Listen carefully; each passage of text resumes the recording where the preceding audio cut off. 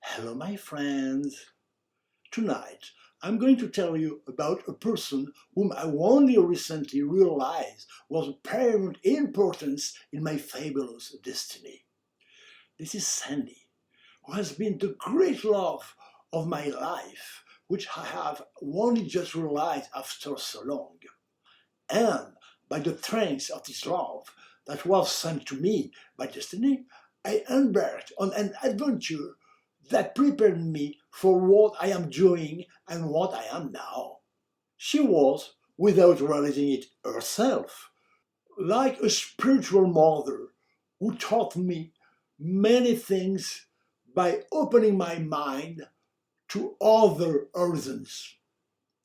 I'm going to tell you about the adventure I lived. I told you, Danny, whom I told you about in a previous episode, had lent me his cars, which I was going to look for where I had parked it near the Eiffel Towers. As I walked around the subway, I see a tall, young black woman coming towards me, whom I find sublime. When she reached my height, we both stopped. We had already seen each other somewhere, but where? Impossible to remember. We introduced ourselves. My name is Sandy. As a result, I learned that she is American. She agreed to have a drink in a very quiet cafe behind the Chamber of Deputies. My knowledge of English, which I had basic in high school, was very limited, as was her knowledge of French. Despite this handicap, the mutual attraction was so strong that we managed to understand each other more or less. Much later, we remembered where we had met before. We were in the subway, both on us sitting in two trains at the stop going in the opposite direction on line 1. We were sitting at the same height and our eyes had crossed with intensity by the time the subways left. She was wearing a black hat with a wide brim. That was it. Another intervention from destiny. I later learned that she was a model, had come to Paris to try her luck with only $5 in her pocket. While studying psychology in Seattle, she had met a gentleman who was important in the fashion world and offered to come to Paris where he would help her purely on a friendly basis. As a true gentleman, he kept his word and had her take a number of prestigious photos which gave her enough money to stay in France for a while. In particular, she posed for Paco Rabanne. She had been in Paris for a year, but by the time I met her, she was leaving for the USA the following week. At that time, it was very difficult for a black woman to work regularly as a model because French society was so stuck on this skin color. Prestigious photos were not enough to live comfortably, and she gave up her dream. She offered to meet her at her house the next evening, which I quickly accepted. Sandy shared a small apartment with an African-American dancer like her in Saint-Germain-des-Prés, Rue Grégoire de Tours. In fact, knowing that she was living soon, thinking I was cute, she thought her girlfriend might like me and spent the evening going to the bedroom, leaving me alone with her. Although the dancer was very beautiful, she was not my liking, and the feeling was mutual.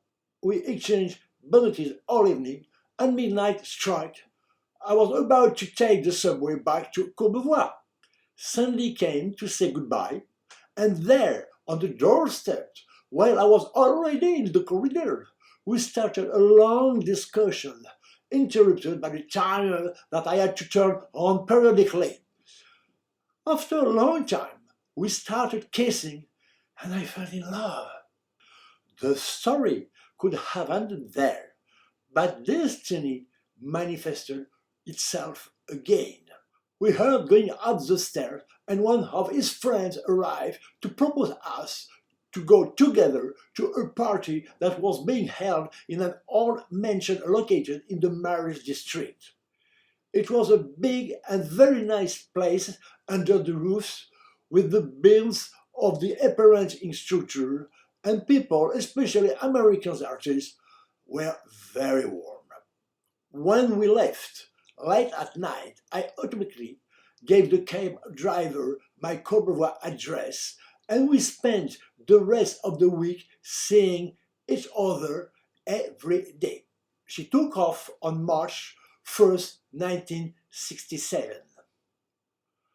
I threw myself into the study of English by emailing at the ballet school and reading in the subway or at any other time I could the excellent book of the Assimil method, which I had already used for German 4 years earlier. And I would start a love letter exchange again, as I had done with Michel almost 10 years before, except that this time it was in English. She must have had a lot of fun with my turns of phrase. Soon I decided to go to the USA to look for her and started saving for the travel expense. I took a ticket on a charter flight, very cheap, to New York with return 3 months later. In addition to travel within the States, I bought an unlimited pass of Greyhound buses. It was the power of love that pushed me to undertake this great adventure with very few means. But it was the time of the beatniks, who left without money, confident in their lucky star, which served as an example to me. After my short-lived love affairs, I wasn't under too many illusions. I told myself that in the worst case, this trip would make me discover the country. While preparing my trip, I was looking for jobs to finance myself. I was offered for a fashion agency to organize a group of artists to make chalk drawings at the corner of Avenue George V and the Champs-Élysées. We were wearing shirts with a pattern of a sort of red and white checkerboard that the agency was trying to launch. We improvised, and the results were interesting, but it was too tiring, and I gave up throat out. I was trying to wear a bird in the 19th century style, but I did not like it too much, and I shaved. Then it was the departure, and on the plane I met a very pretty American girl who had raw braids. The evening on the arrival, I spent it at her place and discovered for the first time the silicone breast. I did not like it.